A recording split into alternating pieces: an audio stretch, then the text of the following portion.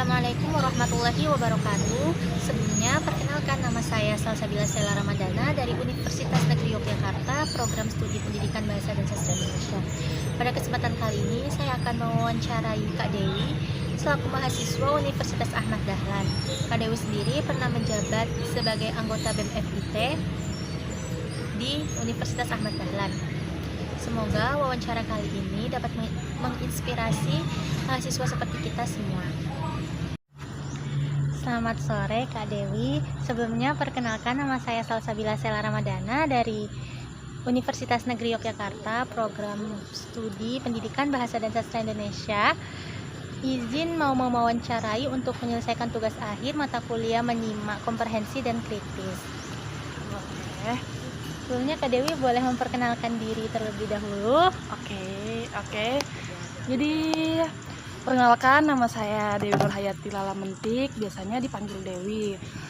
Saya berasal dari Sulawesi dan dari Universitas Ahmad Dahlan, Fakultas Teknologi Industri dan Program Studi Informatika.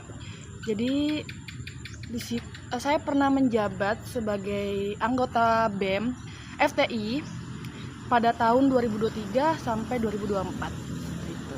Oh, jadi Kak Dewi ini anggota BEM ya? Ya. Kalau boleh tahu divisi apa ya Kak? Di divisi Jalsos, Jalinan Sosial gitu. Kalau misalnya organisasi kayak gitu tuh apakah dapat mendukung perkuliahan atau bagaimana? Tentu saja. Biasanya kan kayak persyaratan lulus itu kan nanti kayak dibutuhkan minimal sertifikat satu organisasi atau apapun itu dalam perkuliahan tuh sebenarnya sangat dibutuhkan juga ya, pengalaman seperti pengalaman organisasi gitu. Kemudian kan kalau misalnya ikut organisasi tuh otomatis mahasiswa tuh jadi sibuk, jadi kesulitan untuk membagi waktu antara kuliah, organisasi. Itu Kak Dewi tuh cara menghadapinya atau enggak tipsnya gitu? Nah, sebelum itu kalian harus diutamakan ya, kalian kan niatnya untuk kuliah, jadi mau sesibuk apapun nanti organisasi, kalian harus tetap mengutamakan kuliah dulu. Nah, biasanya tuh banyak tuh anak organisasi, dia rajin tapi pas bagian tugas atau apa dia tuh malas gitu. Jadi ya kalau bisa apapun diutamakan tetap kuliah. Baru setelah itu baru kita juga lanjutkan ke BEM, soalnya kan kita organisasi itu kan pilihan kita sendiri. Ya mau nggak mau itu juga salah satu bentuk tanggung jawab atau kewajiban kita. Jadi tapi tetap diutamakan kuliah dulu. Jadi ya kayak gitulah, saling balance ya, gitu balance ya, banget, waktu manajemen ya. Harus waktunya. balance. Pokoknya tapi harus diutamakan kuliah dulu. Habis itu kalau udah kuliah kayaknya aman-aman aja sih.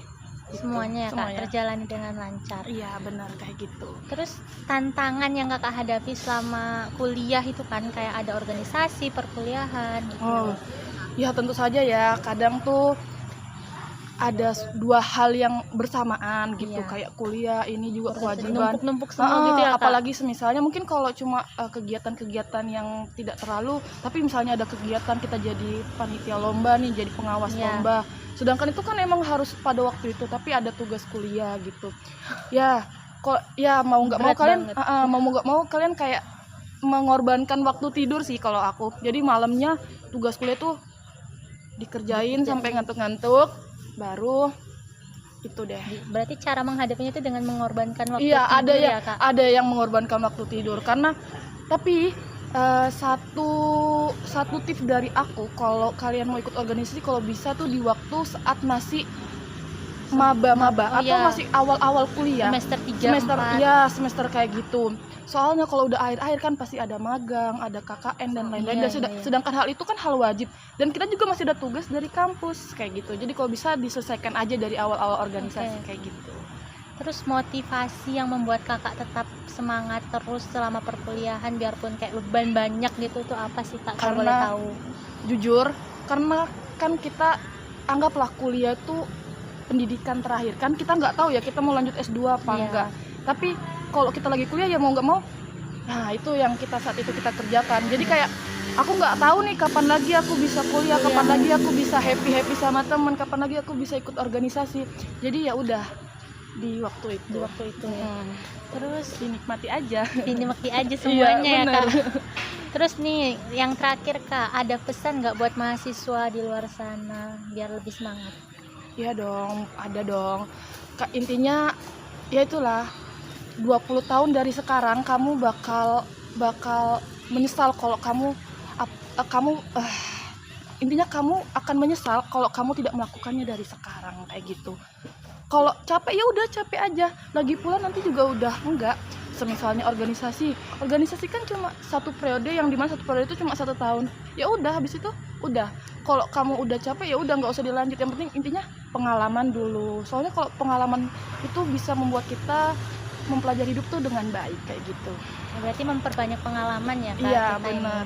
Mumpung masih muda. Iya, menikmati masa muda selagi bisa. Benar banget. Oke, cukup sekian wawancara dari aku Kak. Ya. Terima kasih sebelumnya atas waktunya. Sama-sama.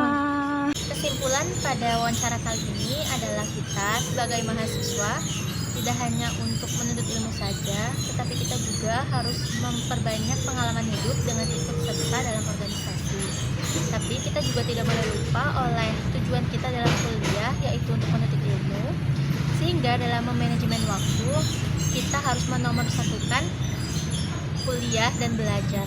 Terima kasih semuanya. Sekian video wawancara dari saya. Semoga video ini dapat menginspirasi kita semua. Bye-bye.